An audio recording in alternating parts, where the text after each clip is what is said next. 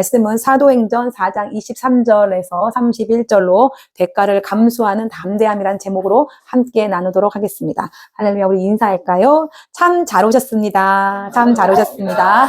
한 번 더 인사를 나누겠습니다. 서로 사랑합시다. 서로 사랑합시다. 아멘. 자, 우리 지난주에 앞 본문 말씀으로 변화의 근원 예수라는 제목을 가지고 함께 말씀을 나눴습니다. 우리 한번 좀 생각해 볼까요? 우리가 노력을 참 많이 해, 변화하고 싶어서. 그래서 어떤 공동체에도 들어가서 공부도 하게 되고, 또 책을 보면서 계획을 세우기도 하고, 그런데 작심삼일이란 말이 있잖아요. 늘 항상 계획을 세워서 가다가 잘 안 돼요. 그래서 매번 어떻게 해요? 그냥 포기, 그럼 그렇지. 그냥 이대로 살란다. 하다가 또 어떠한 자극이 들어오면, 변화해야지라고 하는데, 아무리 계획을 세워도 이 계획이 노력을 해도 되지 않더란 말이에요. 그럼 우리는 좀 생각을 해봐야 되겠죠. 왜 노력을 해도 변화가 되지 않는 것일까? 말씀을 통해서 우리가 함께 나눴던 건 뭐냐면, 변화의 근원을 모르기 때문에 그렇다. 그 변화의 근원 되시는 예수 그리스도와 함께 연합했을 때 변화가 비로소 가능한데, 우리는 예수 따로 내 삶 따로 이렇게 살아가다 보니 우리의 삶은 계속적으로 변화가 되지 않을 뿐더러 우리가 세상 가운데 나아가서 계속적으로 악한 것들의 계계와 이런 유혹 속에 계속적으로 실패하는 이유는 이런 것들이 예수와의 연합이 습이되지 않기 때문에 그러더라. 예수와의 연합이 습이되는 삶을 살아야 되는데, 예수와의 연합은 교회 안에서만, 또 이 교회 안에서의 말씀을 세상 가운데 갖고 나가야 되는데 그게 되지 않으니까 세상에서는 나의 옛사람으로 살아가고, 주일에 한번 교회에 왔을 때에는 어떻게 해요? 예수와 연합된 삶으로 살아가는 것처럼 살아가려니 이도 저도 아니게 돼서 너무나 힘들더라. 그래서 우리가 변화하고 싶냐? 그러면 예수와 연합하자. 예수와 연합된 삶을 습을 만들어서 세상에서도 우리가 승리하며 나아가자라고까지 했습니다. 자, 그렇게 살아가다 보니까 여러분, 뭐가 찾아와요? 뭐가 찾아오냐면 두려움이 찾아와요, 여러분. 말씀대로 살면 약간 내가 손해를 보는 것 같아. 그러지 않아요? 내가 참고 싶지 않은데 내 본성을 드러내서 나도 이딴 사람이야 라는 걸 보여주고 싶은데 어떻게 해요? 참아요. 내가 억울한 일을 당해도 또 참아요. 계속 참아주니까 세상은 어떻게 해요? 나를 만만하게 보는 것 같아요. 상대가 나를 우습게 보는 것 같아요. 그러다 보니까 상대를 멀리하게 되고 관계가 깨지는 것 같기도 하고 내 자신이 점점 작아지는 것 같을 때가 많습니다. 우리 지난주에 계속 성도님들이 그런 말씀을 하셨어요. 이렇게 사는 게 맞나? 예수를 믿고 살아가다 보니, 말씀대로 살아가다 보니, 그렇게 살려고 애쓰다 보니 내 자신이 달아 없어지는 것 같더라. 이렇게 사는 것이 맞는 것인가? 예수를 믿는다는 것이 이런 삶이라면 차라리 안 믿을 때처럼 그냥 예전의 삶으로 돌아가는 것이 더 나은 것이 아닌가. 예전의 삶이 더 나은 것이 아닌가. 그런 말씀을 하셨어요. 여러분, 이 말씀은요, 신앙이 없는 사람들이 할 수 있는 말이 아니에요. 오히려 진지하게 신앙을 말씀으로 고민하는 사람들에게 나오는 질문이에요, 여러분. 너무나 귀한 질문이고, 저를 돌아보게 하는 그런 질문들이었고, 그 질문이 있었기 때문에 오늘 이 말씀이 우리에게 또한 응답이 되지 않나, 이런 생각을 가지면서 말씀을 준비했습니다. 여러분, 이런 생각이, 내가 달아 없어지는 것 같은 이런 생각이 비단 우리만의 생각이었을까요? 아마 오늘 초대교회를 이뤄나가는 사도들도 똑같은 마음이었을 것 같아요. 그들은 예수와 3년을 동거동락을 했고 예수와 부활을 경험했습니다. 그리고 예루살렘 성 미문 앞에 앉아있는 그 날 때부터 안진뱅이를 일으켜 세웠고 그에게 구원을 전달하였습니다. 여러분, 그런 그들이 사람들에게 칭송을 받아야 했는데 결국엔 그들이 어떻게 해요? 공회로 끌려갔죠. 공회 앞에 세워지게 되었고 예수의 이름을 더 이상 말하지 말라고 합니다. 그렇게 협박을 당합니다. 자, 이들도 똑같은 자리에 섰어요. 예수를 믿었으면, 예수의 이름을 선포했으면, 복음을 들고 세상 가운데 나아갔으면 칭송을 받는 자리에 서야 하지만 그들은 되려 위협받는 자리에 섰어요, 여러분. 그들에게 있어서 침묵하고 있으면 안전했을 거예요. 하지 마! 라고 했을 때, 예! 하고 저처럼 비겁한 사람이라면 예 하고 뒤돌아 나와서 하지 않을란다 야 하니까 예수의 복음을 선포하게 되니까 우리에게 위협이 찾아오네. 그냥 대가를 치러야 되네. 말하면 대가를 치러야 되네. 안 할란다 했을 텐데 이들은 어떻게 했어요?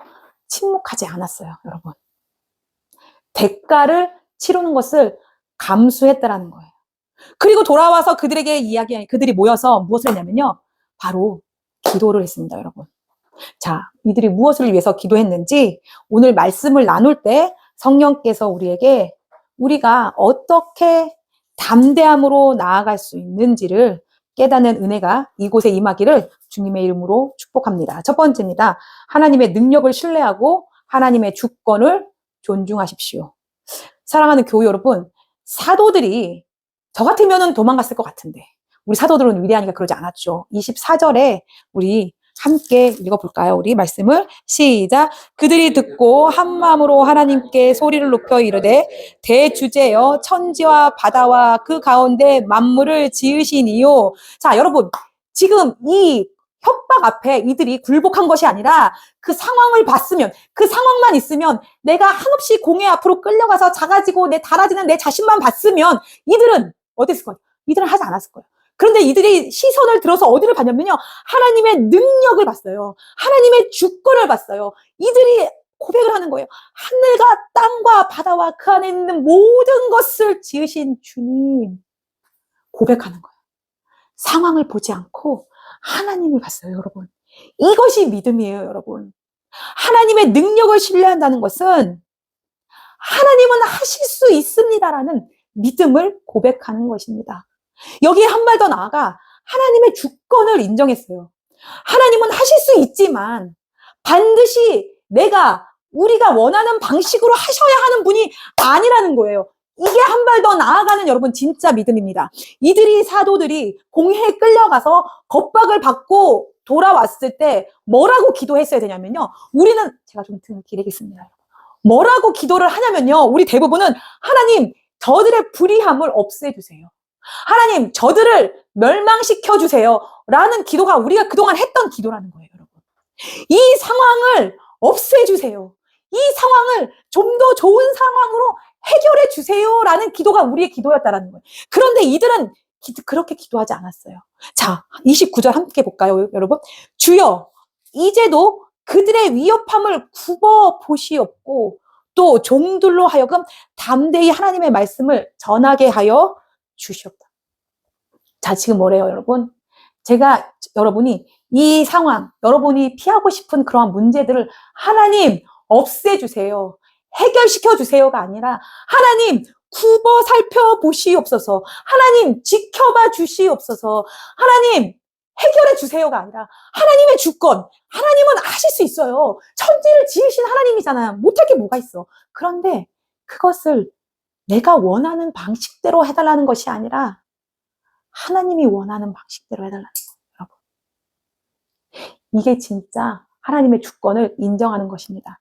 우리 구약에 다니엘서가 있어요. 여러분, 이 다니엘과 세 친구는 유명하잖아요. 그죠? 자, 남유다의 여호야김 왕 때 청년들이거든요. 남유다가 바벨론하고 전쟁을 이룹니다. 근데 바벨론의 전쟁에서 패배를 하게 돼요. 이들이 포로로 끌려갑니다. 이제 바벨론이라는 낯선 곳에서 하나님을 모르는 통치자의 통치를 받으며 살아야 했어요. 그러던 어느 날 왕이 이들에게 뭐라고 하냐면요, 이제 앞으로 선포하는 거예요. 세상에 내가 만든 금신상 앞에 모두 절하라는 거예요. 여러분, 금신상 앞에 절하라는 것은 왕을 신처럼 섬기라는 명령입니다. 그런데 이스라엘 백성은 누구만을 섬겨야 해요? 오직 하나님 한 분만을 섬겨야 했어요. 그렇기 때문에 우상을 만들어서 절하는 건 십계명 있잖아, 할 수 없는, 그죠, 행위였습니다. 그런데 이 왕이 금신상 앞에 절하며 이제 나를, 왕을 신처럼 섬기라고 명령하니까 이 다니엘과 세 친구는 어떻게 했냐면, 세 친구는요 절하지 않겠다라고 합니다. 자, 절하지 않는 자들은 어떻게 되냐면요, 화덕, 용광로처럼 뜨거운 화독 속에 불 태워서 죽이겠다고 왕이 선포했습니다. 자, 이때 다 같이 할 수 없다고 버티면 나도 버틸 수 있을 것 같아. 나 못해. 안 한대. 우리는 이 이스라엘 백성, 끌려온 이스라엘 백성은 우리는 유일신 하나님만을 섬깁니다. 하나님 외에 다른 신을 섬길 수 없습니다. 우상을 만들 수 없습니다. 우리는 버틸랍니다. 그냥 그래, 우리를 그냥 화덕 속에 쳐 넣어라 그래. 라고 하면 어떻게 여러분? 나도 좀 버틸 수 있을 것 같아. 그런데 어떻게 주변을 보니까 다 금신상에 절하더라는 거예요. 그런데 이 세 친구는 버텼습니다, 여러분. 자, 다니엘 3장 17절에서 18절입니다. 우리 함께 볼까요? 단이에요, 단. 네. 자, 다니엘 3장. 구약성경 1237쪽이에요. 1237쪽 우리 함께 보도록 할까요? 1237쪽. 다니엘서 3장 17절에서 18절입니다. 다 찾았어요? 네. 잠시만. 네, 17 함께 읽어보도록 하겠습니다. 시작. 왕이여, 우리가 섬기는 하나님이 계시다면 우리를 맹렬히 타는 풀무불 가운데서 능히 건져내시겠고 왕의 손에서도 건져내시리이다. 그렇게 하지 아니하시할지라도 왕이여, 우리가 왕의 신들을 섬기지도 아니하고 왕이 세우신 금 신상에게 절하지도 아니할 줄을 아옵소서. 자, 뭐래요 지금? 왕이요. 자, 불 속에 던져져도 임금님 잘 들으세요. 우리를 지키시는 우리 하나님이 우리를 활활 타는 화덕 속에서 구해주시고 임금님 손에서도 구해주실 것을 믿습니다. 비록 그렇게 되지 않더라도 우리는 임금님의 신들을 섬기지도 않고 임금님이 세우신 금신상에게 절을 하지도 않을 것입니다. 우리를 굽어 살펴주십시오. 자, 멋진 고백이죠, 여러분. 어떻게 이 얘네들이, 이 어린 청년들이 이런 선택을 할 수 있었을까요, 여러분? 그에게는 세 가지가 있었습니다. 첫 번째입니다. 하나님이 누구신지 분명히 알았기 때문에 그래요. 하나님은 우리를 도와주실 뿐만 아니라 절대 주권자예요. 천지 만물을 창조하신 절대 주권자라는 것을 이들이 믿었기 때문입니다. 두 번째. 이미 선택이 끝난 사람들이에요, 여러분. 항상 어떠한 문제가 발생하고 어떠한 선택을 해야 할 때 이 선택을 해야 되나? 저 선택을 해야 되나? 고민하는 사람들이 아니라는 거예요. 이미 그 선택의 고민은 끝났어. 이미 하나님의 말씀을 선택해서 살아가겠다고 결정하고 작정한 사람들이에요. 우리 그런 선택 끝난 거예요, 여러분. 그렇기 때문에 어떤 선택할 때 더 이상 고민하지 말아요. 하나님의 말씀이 기준이 돼서 선택을 하라는 거예요. 세 번째입니다. 하나님을 수단이 아니라 목적으로 믿었기 때문에 그래요. 어떠한 결과 때문에 하나님이 어떠한 콩고물을 우리에게 뿌려주실 거라는 걸 믿는 것이 아니라 하나님이 하나님이기 때문에 믿는 거예요, 여러분. 하나님이 목적된 삶을 살아가기 때문에 믿는 거예요. 자녀가, 부모가 무언가를 재산을 많이 주고 무언가를 해줘서 부모인가요? 아니잖아. 자녀는 부모가 그냥 부모니까 믿는 거잖아요. 그런 것처럼 하나님께서는 우리의 부모 되시는 거예요. 우리의 목적이 되시는 거예요. 하나님이 하나님이니까. 그렇기 때문에 이들이 뭐냐면요. 살려주셔도 감사. 살려주지 않으셔도 감사. 여러분, 이 고백이 여러분과 저의 삶에 넘치시기를 축복합니다, 여러분. 우리가 바라고 소망하는 거 많아요. 그죠? 첫 번째, 어딜 가도요, 자식이에요. 자식이 이 땅 가운데 우리가 없어도 잘 살아주길 원해요. 제가 어르신들 집을 방문하면서 느끼는 거예요. 우리도 그렇고 저도 그렇고 첫 번째가 이 땅 가운데 자식들이 잘 살길 원해요. 그 어떤 게 잘 사는 거예요, 여러분? 어떤 게? 여러분이 가지고 있는 그 믿음, 그 신앙을 전수해 주셔서 이렇게 다니엘과 세 친구처럼 화덕 속에 한 줌의 재처럼 뿌려질지언정 이들이 갖고 있는 신념, 이들이 갖고 있는 믿음의 목적, 이 신앙을 잘 세워서 그 어떤 상황 가운데서도 감사가 넘치며 방향성을 잃지 않고 살아가는 거. 잠시 넘어져도 바로 일어날 수 있는 회복 탄력성을 주는 거. 이게 여러분들의 염원 아니에요? 자녀를 바라본? 자녀에게요. 수억, 수십억을 내려줘도요. 자녀가 그것을 거둘 수 있는 그릇이 되지 않으면요. 사기 맞아서 더 나락으로 떨어지는 인생을 살아요, 여러분. 내가 지금 열심히 무언가를 읽어서 그 자녀에게 주는 것이 목적이 아니라 지금 내가 다니엘과 새 친구처럼 이미 그렇게 살겠다고 이미 선택이 끝난 사람들이 되어야지 이런 상황에 왔을 때 그들이 그 믿음으로 선택하며 나아갈 수 있어요.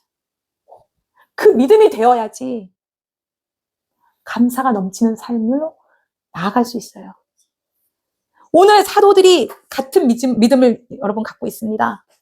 하나님께 기도할 거예요. 우리 같으면 기도할 거예요. 하나님, 저 인간들을 싸그리 몽땅 물로 심판하시고 불로 심판하셔서 정금 같은 세상을 만들어주세요. 그렇게 가르침을 받았고 그렇게 기도하라고 했어요. 방향성을 주셨어요. 여러분, 그런데 사도들은 성경은 그렇게 얘기하지 않는다니까요. 이 상황을 없애주세요. 저들의 위협을 멈춰주세요. 하나님, 이게 아니라고.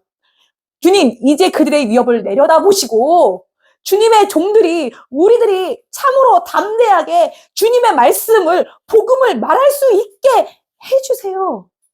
그리고 주님께서 능력의 손을 뻗치시어 병을 낫게 해주시고 주님의 거룩한 종 예수의 이름으로 표징과 놀라운 일들이 일어나게 해 주십시오. 이런 기도를 하고 있는 거예요, 여러분. 사도들이. 우리가 이런 기도를 해야 돼요. 여러분, 신유의 은사를 달라고 기도합니다. 병 낫게 해달라고. 우리가 기도하면 병을 낫게. 너무나 예쁘고 감사한 마음이에요. 그런데 그게 왜 그렇게 되어야 되냐고. 왜 예수의 이름으로 표적이 나타나고 이적이 나타나는 걸 원하시냐고요. 왜? 그것은 단 하나예요. 담대함으로 예수 그리스도의 말씀이 선포되어져야 되기 때문에, 예수의 말씀이 선포되어져야 되기 때문에 예수의 이름의 이적이 필요한 거예요, 여러분. 표적이 필요한 거예요. 우리는 너무나 주세요. 병든 자가 낫게 해주세요. 예쁜 마음이에요. 맞아요. 힘드니까 달라고 하는 것도 맞아요. 간구해야 되는 게 맞아요. 그런데 제가 늘 항상 말씀드리잖아요. 그 앞서 우리가 해야 될 게 있다고. 하나님의 주권을 인정하는 거예요. 하나님의 능력을 인정하는 거예요. 주의 말씀을 선포하는 거예요. 내 자녀에게 견고한 믿음을 전수시켜 주는 거예요. 내 가족에게, 내 자녀에게, 내 이웃에게. 그래서 그들이 낭망하고 인생을 포기하고 싶을 때 그때 다시 일어날 수 있도록 주 예수의 이름으로 표적을 하나님께 달라고 간구하는 것입니다. 그들의 믿음이, 사도들의 믿음이 이런 기도를 할 수 있었어요, 여러분. 그들의 위대한 신앙이 이런 기도를 할 수 있었다고요. 여러분과 저의 입을 열어서 이런 기도들이 날마다 삶 가운데 넘치시기를 주님의 이름으로 축복합니다. 두 번째입니다. 두려움 속에서도 말씀을 선택하도록 기도하시기 바랍니다. 여러분, 우리는 어떻게 기도해야 합니까? 앞서 말씀드렸지만 29절입니다. 주님, 이제 그들의 위협을 내려다보시고 주님의 종들이 참으로 담대하게 주님의 말씀을 말할 수 있게 해 주십시오. 사도들은 위협을 없애달라고 기도하지 않았어요. 우리처럼 상황을 바꿔달라고 기도하지 않습니다. 대가를 감수하더라도 하나님이 하신 일을 말하게 해달라고 여러분 기도하고 있습니다. 이것이 성경이 말하는 담대함이에요, 여러분. 대가를 감수하더라도 하나님이 하신 일, 하나님이 하실 일을 선포하게 해달라고 하는 것입니다. 이때 담대함이 필요한 거예요, 여러분. 이때 용기가 필요한 거예요. 여러분, 우리가 왜 두려워합니까? 무엇을 두려워합니까? 손해볼까 두려운 거잖아요. 여러분, 어떠한 선택할 때. 그로 인해서 관계가 깨질까봐 두려워하는 거잖아요. 그래서 내가 무너져서 내가 다가 없어질까봐 두려워하는 거잖아요. 그래서 그때 우리는 뭐예요? 침묵해요. 그 상황과 타협한다고요. 뒤로 한 발 물러선다고요. 그러면서 내 스스로가 저에게도 위로합니다. 야, 아니, 지혜롭게 한 거야. 지금은 말할 타임이 아니야. 한 발 물러설 타임이야. 그런데 여러분, 과연 그런지 말씀으로 상고해 보셔야 됩니다. 사도들은 달랐어요. 그들은 두려웠습니다. 그들도 위협을 받았습니다. 그들도 죽을 수 있었습니다. 그런데 그들은 담대히 하나님 말씀을 말할 수 있도록 기도합니다. 담대함은 두려움이 없는 상태가 아니에요, 여러분. 두려움이 있음에도 불구하고 말씀을 선택하는 것입니다. 말씀을 선포하는 것입니다. 선포는 목사들만 하나요? 그렇지 않아요, 여러분. 여러분들도 하는 것이에요. 여러분들의 가족에게, 또 내 자신에게, 또 내 이웃에게 하나님의 말씀을 들려주는 거예요, 여러분. 우리는 직장에서 또 가정에서도 관계를 떨쳐놓고 살아갈 수가 없습니다. 우리는 매일매일 선택해야 하는 그 두려움의 자리에 서게 된다는 것입니다. 말하면 관계가 불편해지죠. 말하면 손해도 보게 됩니다. 혹시나 여러분과 저는 착해서 상대가 상처를 받지는 않을까, 또 말하는 우리가, 배려하는 우리가 또 상처가 돼서 부메랑처럼 돌아오는 것은 아닐까, 참 많은 고민을 하게 됩니다, 여러분. 이러한 상황 가운데 여러분과 저는 어떻게 기도하고 있습니까? 이제 우리 이 상황을 피하게 해달라고 기도하지 말아요. 이 상황을 포기하게 해달라고 기도하지 않아요. 하나님 말씀대로 선택하게 해주세요. 하나님 말씀대로 말하게 해주세요. 보여지는 현상은 관계에서 어긋나는 것 같고, 내가 이렇게 한쪽으로 몰리는 것 같지만, 현상은 그렇지만 그렇지 않다는 거예요, 여러분. 그 속에서 성령 하나님께서 일하신다라는 것을 믿으시기 바랍니다. 여러분, 사도들은 그들의 보호를 구하는 것이 아니라 그들의 사명을 구했어요, 여러분. 여러분과 저의 사명은 무엇입니까? 여러분, 약해지를 할 때 목표, 사명, 과연 하나님이 여러분과 저를 구원하시고 왜 이 작은 주님의 교회 지체를, 우리가 교회를 세워나가는 것일까? 분명 하나님께서는 여러분과 저에게 사명을 주셨어요. 그 사명을 작동할 때 우리는 지금처럼 두려움이 찾아올 수 있습니다. 그때 사명이 있는 자와 사명이 없는 자는 반드시 나눠져요, 여러분. 이 오늘 본문의 사도들처럼 사명이 있는 자는 그 두려움 속에서도 하나님 앞에 담대함을 달라고 기도하면서 하나님 말씀대로 살아가게 됩니다.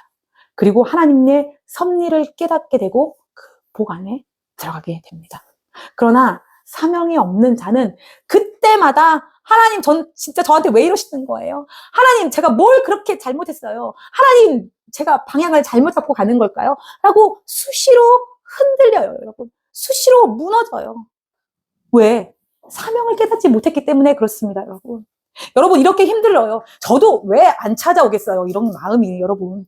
그때마다 제가 다시 한번 붙잡게 되는 것은 뭐냐면, 하나님 저에게 어떤 사명을 주셨어요? 하나님, 우리로 하여금 왜 교회를 만들어가게 하시는 거예요? 하나님, 왜 어떤 교회를 원하시는 거예요? 우리 지체들이 어떠한 전신갑주를 입기를 원하십니까? 우리 지체들이 세상 가운데 나아가서 깨지고 넘어지고 때로는 분노가 폭발하고 싶을 때 하나님께서 입혀주시는 그 전신갑주로 그 상황 가운데 어떻게 나아가게 하시는 길을 원하시는 것입니다. 그 사명이 깨달아지니까 여러분 담대해질 수 있어요. 그 두려움 가운데 서서 나아갈 수 있어요.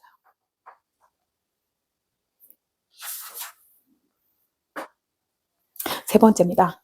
담대한 기도는 사람을 변화시키고 영적으로 성장하게 합니다.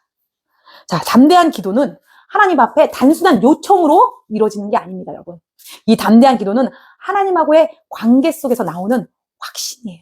아까 말했지만 첫 번째, 하나님은 능력이 있으셔서 이 문제를, 이 상황을 해결시켜 주실 줄 압니다. 해결해 주실 것을 믿습니다. 그러나 뭐요? 내 뜻대로 하지 마시고 하나님 뜻대로 해주세요.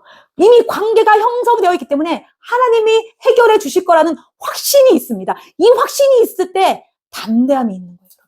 담대한 기도가 나오게 되는 거예요. 그때 우리는 달라집니다.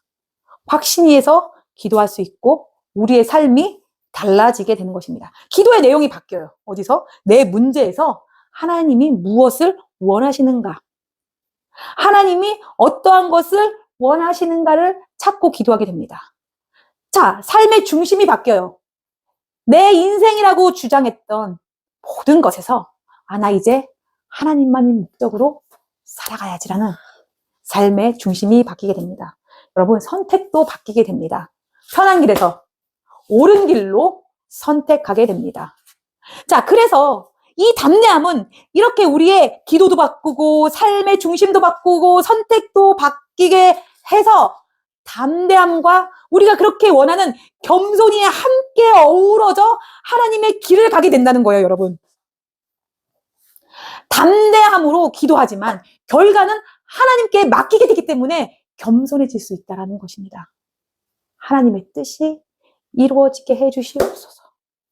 이것이 우리가 그렇게 바라던 영적 성숙이요, 성숙한 신앙의 길입니다. 이렇게 기도하실 때 성령이 역사하시고 우리의 마음을 바꿔놓으시고 우리의 삶이 바뀌게 됩니다. 그래서 기도는 사람을 하나님의 뜻에 맞추는 통로라는 것을 잊지 않으시기 바랍니다. 사랑하는 교우 여러분, 우리는 매 순간 담대해지고 싶습니다. 그래서 더 강해지려고 하고, 더 버티려 하고, 더 참으려고 합니다.